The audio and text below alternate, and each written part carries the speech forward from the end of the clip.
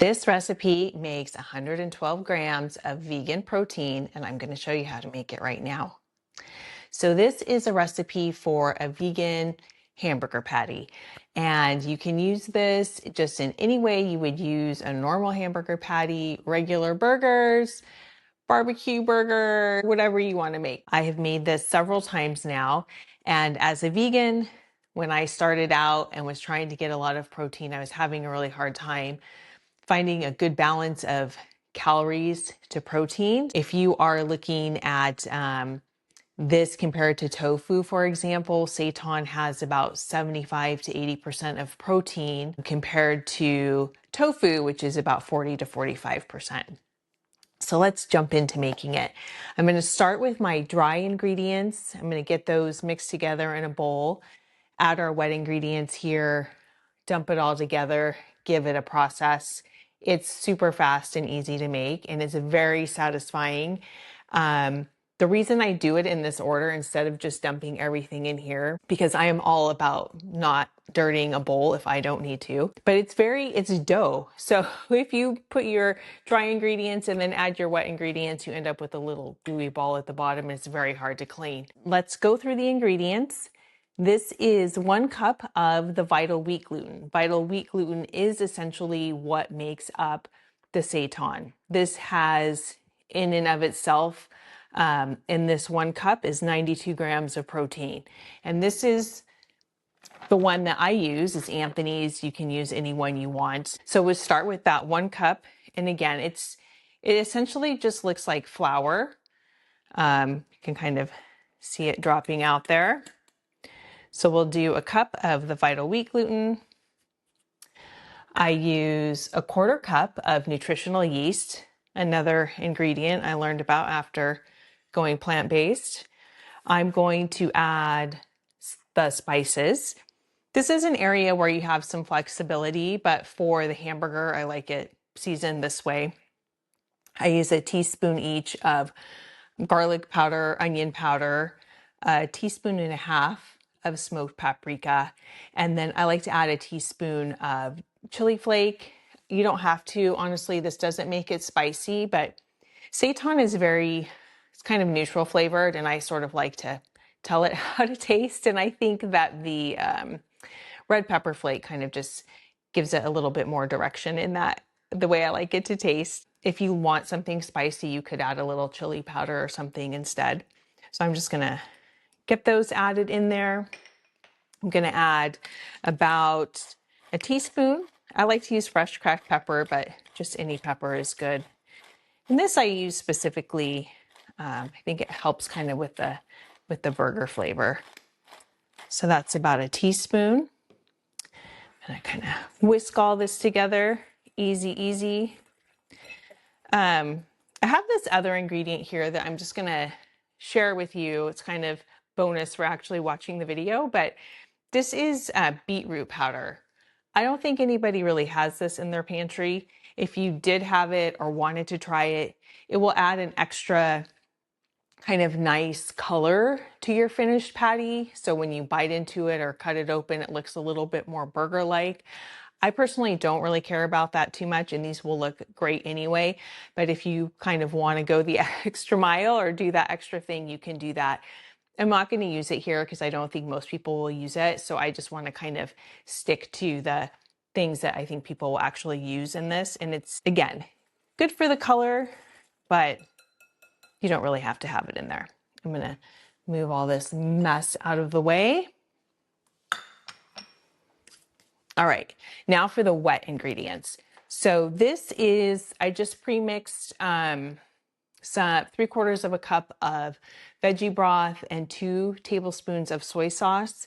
I use Better Than Bouillon, the veggie broth kind of concentrate, and I make it a little lighter. The only thing I think with this recipe you need to be careful about is making it too salty. So with soy sauce, which adds, again, nice color and just kind of a nice layer of flavor, and then the veggie broth, which does the same thing, they can both be a little salty. So I would suggest either low sodium broth or just if you're mixing broth like I do, I just don't go kind of full strength on the on the concentrate, just to make sure it's not too salty.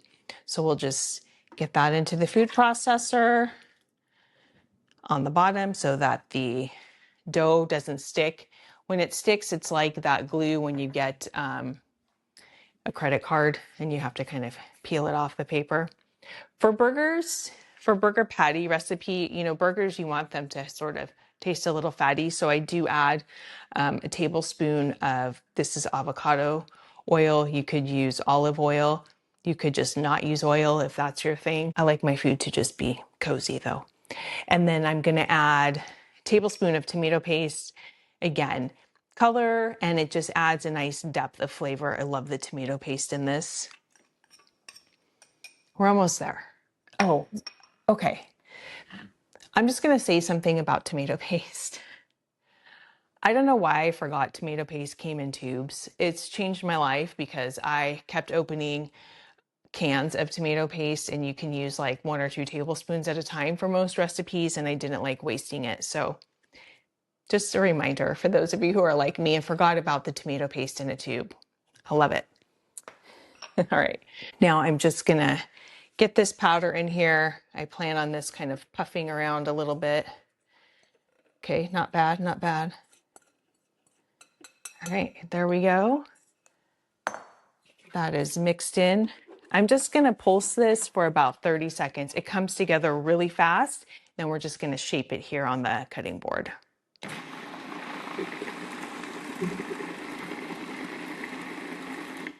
Okay, I think that's done. I think that if you timed it, it was probably about 15 seconds. And then there, the puff of smoke comes out. It's not really smoke, but you know what I mean. Here, so let me show this to you, what this looks like. All right, so here's a look at our seitan dough, and you can see it's stretchy. It's already kind of formed and sticking together. So we'll just give that a quick knead and shape it up and then simmer it to finish it off. All right, so let's knead our seitan dough. It is come together really fast. Just get it cleared out of the bowl here. This will be an easy one to clean, which I like. Let me get that in the sink. All right, so I'm not gonna need this a whole lot. Remember, it is, it's a gluten essentially, so I don't wanna overwork it or get it to be too tough and chewy. So we'll get this shaped into our patties.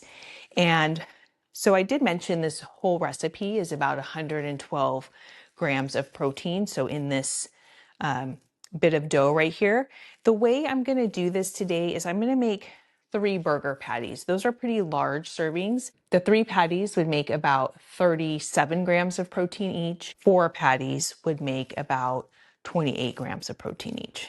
So I'm going to get this kind of, I'm going to shape this like a log a little bit and then get it sliced. And then I'm going to flatten it out a little bit. Will be a little bit fat for our patty shape. There. So I kind of have this cylinder. Let me just get this. I use a dough cutter. Let me get my favorite dough cutter. We'll just get this cut up into 3 pieces. I am just not going to be super precise about this. Give that a nice chop. It pushes back a little bit. You want it to be kind of dense like that. Okay. And then once we get these shaped, I'm going to get them into some simmering water. So what I'm doing right now, again, I want it kind of a big burger patty look. Let me move these out of the way a little bit. This already looks pretty good. I'm gonna, when it steams or simmers, it kind of puffs a little bit. So I just want to make it a little bit broader than I want the final product to be. So I'm just gonna kind of working this out a little bit gently. Okay, so let me show this patty to you. You can see it actually has the shape. Right now it doesn't have the color, but we're gonna do something about that when we actually make the burgers.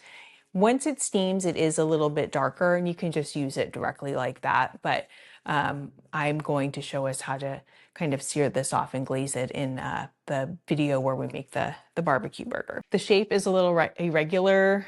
It's bumpily looking, all the better, because like I said, you can use this just like as it is after you simmer it and just go ahead and make a burger.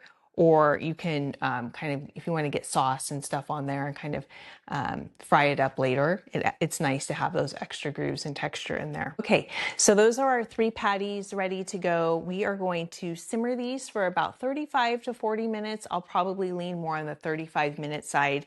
I have a pot back here I'm just bringing up to a simmer, and that has 4 cups of veggie broth and 2 tablespoons of soy sauce. And I would maybe even give it a little taste. Like I said earlier, you want to make sure that it's not too salty. I've made it too salty before, in case you can't tell, and it kind of ruined it for me. So I'm just very cautious about that. You definitely want to get the flavor infused in there, but you want to make sure you don't get it over salted or it's a little less enjoyable. So I will get that simmering. I will show you what that looks like. We'll take these out and have those ready to go for when I'm ready to make burgers. All right, our seitan patties have been simmering for about 40 minutes. They smell delicious. I have them in the broth here. I'm just gonna take one out for you to see what this final patty looks like. And when these are first done, they're a little soft. You can see it's not quite all the way firmed up yet. Once this cools down and firms back up, you can just make a hamburger just however you want. Remember, this recipe, it's easy.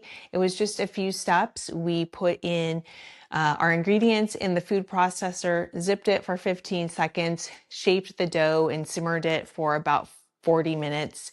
And now it just needs to cool down and it's ready to use. And I am going to use these to make a barbecue burger that is vegan, plant-based, about 51 grams of protein. It's going to be delicious. So check that out in the next video.